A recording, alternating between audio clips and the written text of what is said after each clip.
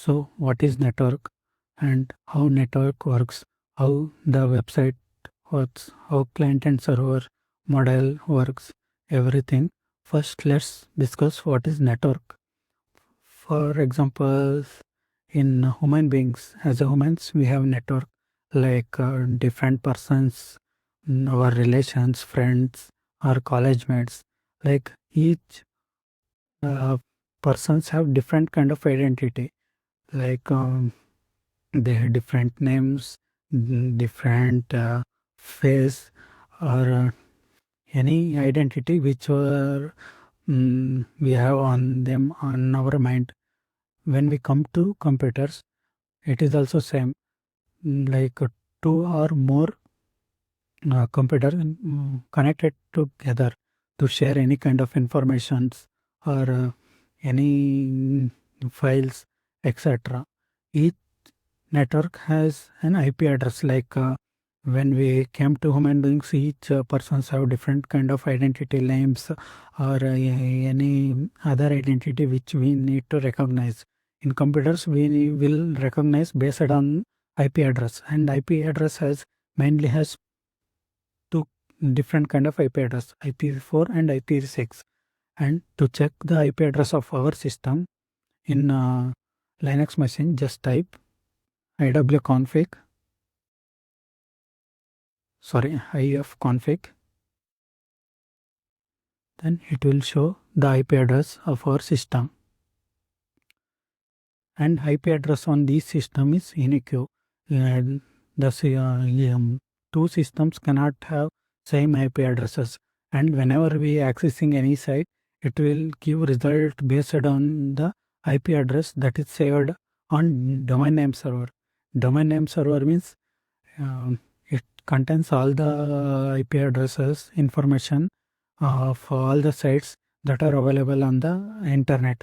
For example, if you are accessing any site like google.com, first it will go to domain name server, then grab the IP address of it, then give the information related to the IP address. For example,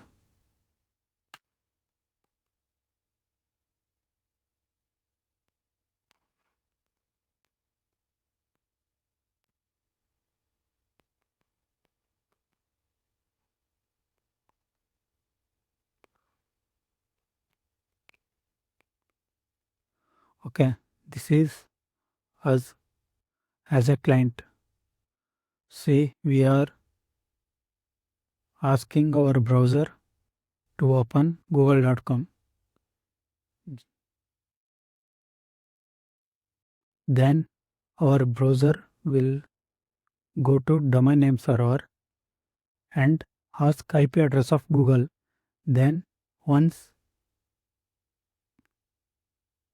it got IP address from domain name server, it will give information based on that IP address. So if you want to see this, how it works on behind the scene, there is a tool called netstat. Just type netstat, then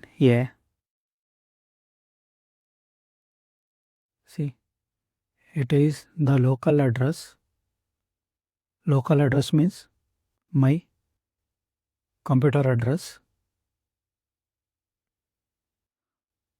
Then a foreign address means the sites which I have connected. See, I have connected to this IP address from my site. Then these are all the connections which is currently established to different sites. For example, if I open this IP address,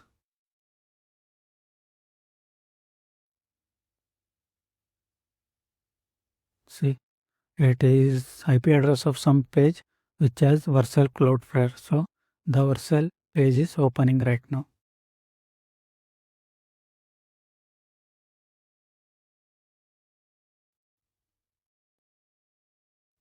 Then if I open this one,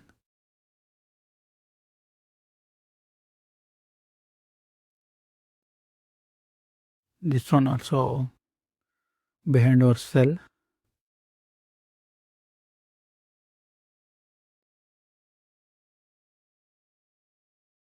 Okay, I will stop this.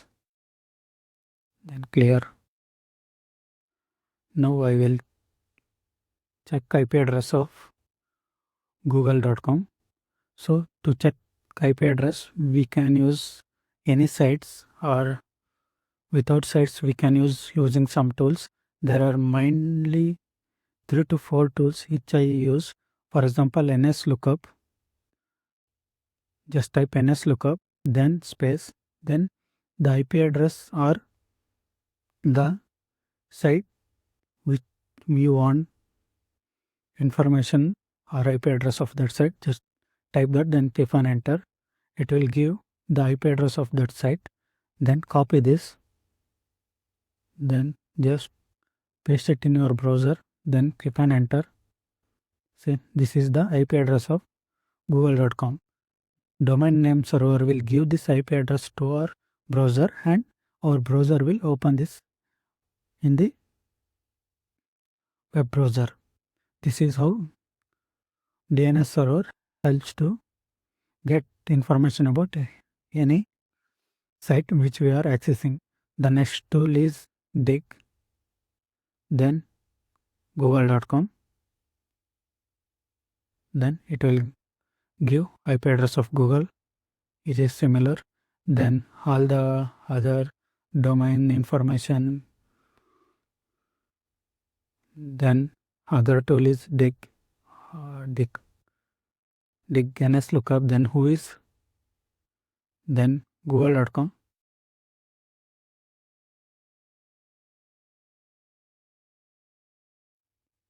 See, it will show all the name servers which are available. Then when the license is created and when it is going to expiry, all the things we can get. Then I will clear this. Hope the DNS thing you can understand very now. Now let's go to port. Port, actually it is not a physical connection, it's like a logical connection which is mainly used by many software servers to exchange information. For example, if you are accessing a page which are running on HTTP, it has a port address 80. For if you are accessing a page which has an port number 443, which has a HTTPS, then it is connected to port number 443. There are mainly around 65,000 ports were there, and each port has its own functionality. Now let's see how we can access uh, ports. For that I will just go to Hack the Box Lab, then click on login, then here click on start learning.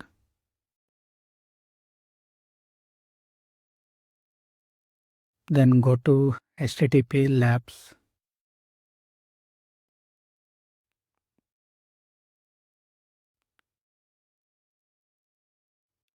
Then go to machines. See in this, starting point. Then access this Mio lab to start running this. Just click on span machine.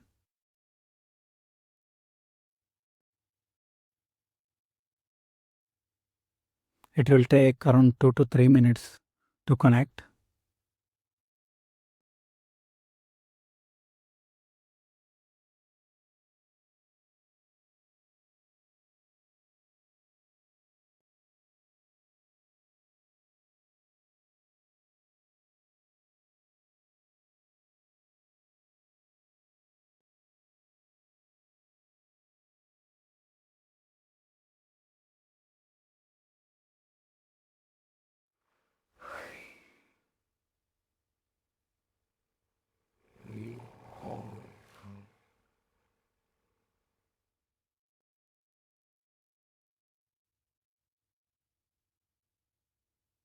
Okay, and think now we are connected.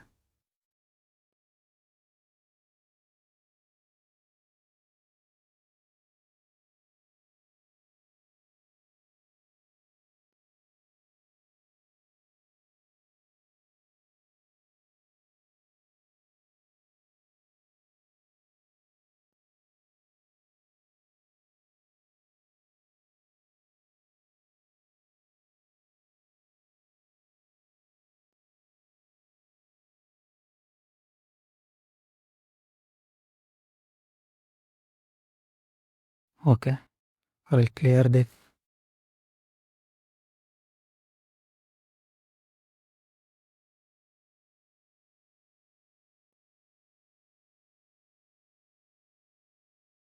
Just open terminal here.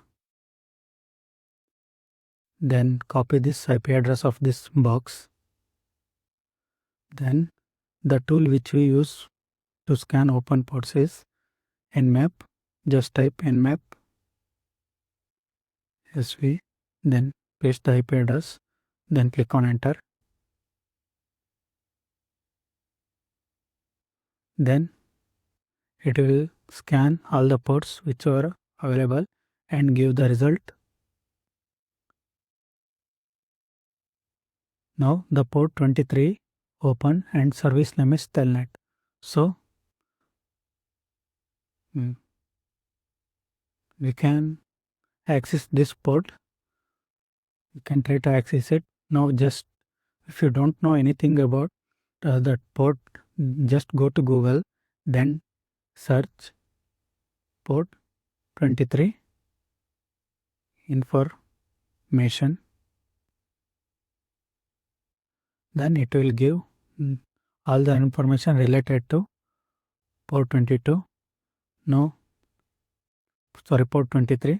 Now just type telnet. Sorry, how to access telnet port is it is open. Then you can see this is how we can access telnet port. If it is open, just type telnet, then IP address of that machine. So I will just type telnet and the IP address is 10.129.74, then 122, then click on enter.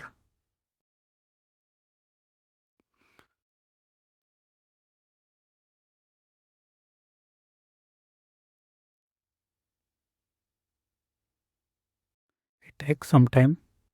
Yes, now they have login functionality.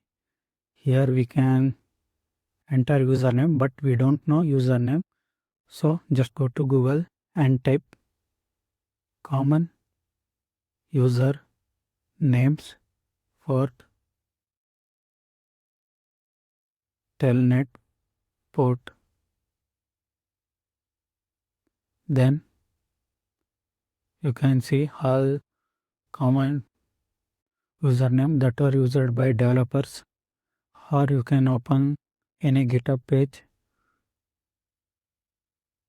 See, these are all the common usernames and password.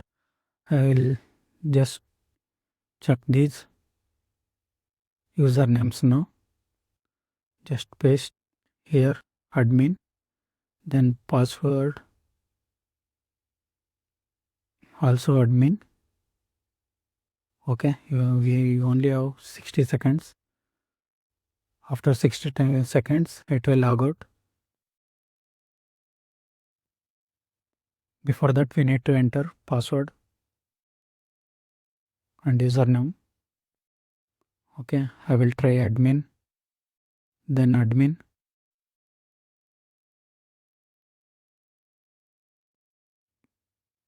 Password is incorrect. Now I will check root. Then click on enter. Yeah, we got logged in and it doesn't even ask it for the password. Okay, now we can access the server remotely. Now I will just check my present directory pwd row. Okay, now ls.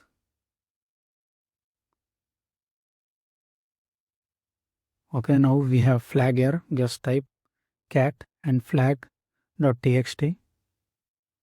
Okay, you can copy this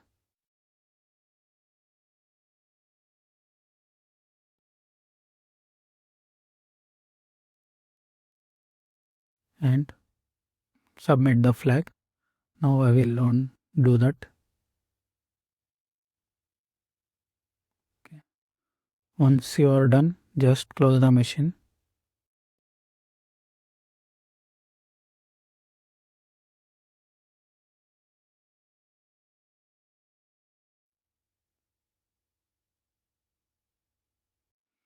So this is about port, how we can scan, how we can access any open ports. So next thing is about HTTP or HTTPS. How HTTPS is secure than HTTP. Why to use HTTPS over HTTP? Now I will just show you on sample HTML page.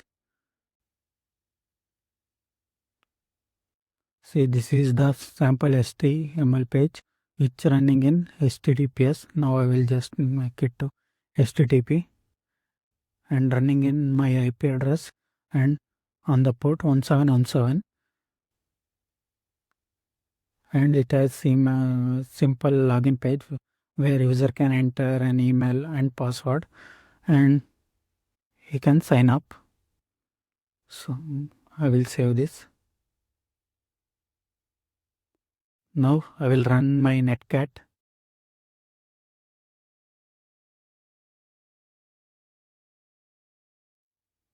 And the port which I have used in my code 1717, then click on enter. Then I'll open that page.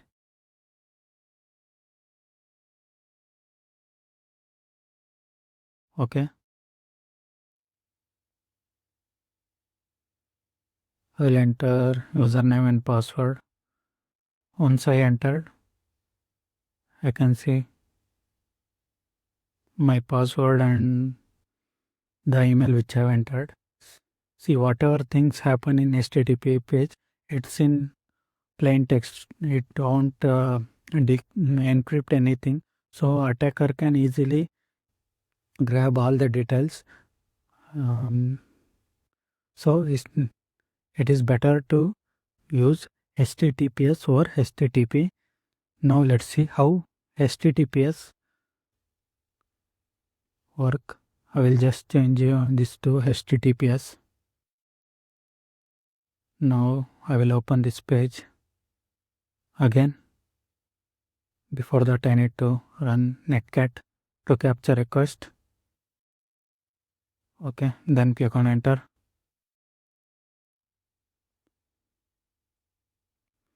Now when I click on sign up, see, this is how HTTPS works, how the information is encrypted. So it is better to use HTTPS or HTTP. Then other thing, if you are connected to any public Wi-Fi, this is how someone can easily access any HTTP page that you are trying to access. For that, I will use Wireshark. To demonstrate that, I will capture network. It start capturing all the network. Now, if I go to any page which has HTTP, say this is the page with having HTTP. So when I just enter the username and password and click on enter,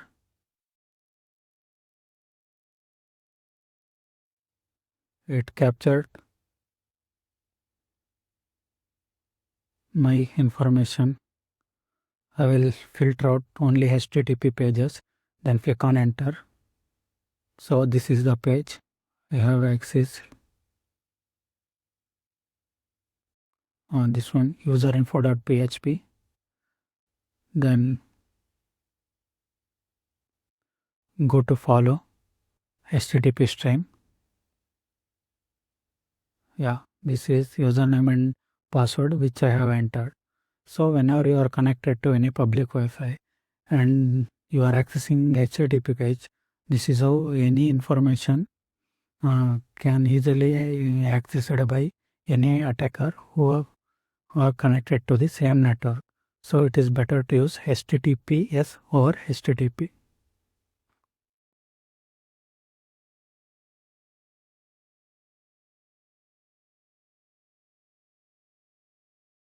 So this is all about I wanted to discuss in this session. Then other thing which I explain is installing tools. I think, yeah, installing specific tools. Before installing any tools, just always make separate directory for that. Then install all the tools there, so you won't confuse each time. Just make a folder name or directory name or tools. I have already made this. I will go to that folder, feed tools. When I click on ls, I can see all the tools which I have installed. I will remove any tools. Okay, I will remove this lazy RMRF to remove any folder, then give folder name, then click on enter. Now I will make that folder, make directory lazy, then go to that folder, then go to the GitHub page which you want to install. For example, I want to install lazy s3. Just go type lazy s3 GitHub, then enter. Then this is the tool which I want to install. Just click on this code, then copy this, then type Bitcoin, then paste the URL you have copied, then click on enter. It will start installing. So once we're done with this, type ls and go to the folder which we have installed, then click on ls there. See, this is the tool which we have installed. See, this is how we can run it. As it, this is Ruby. Just copy this Ruby lazy s3, then the company name, anything like example.com. It will start scanning on that. So this is how we can install tools. Or if you got any confusion, just go to any GPTs that are available, then work on that. So this is all the basic things which I wanted to explain today. So I will wind up this session. Bye bye.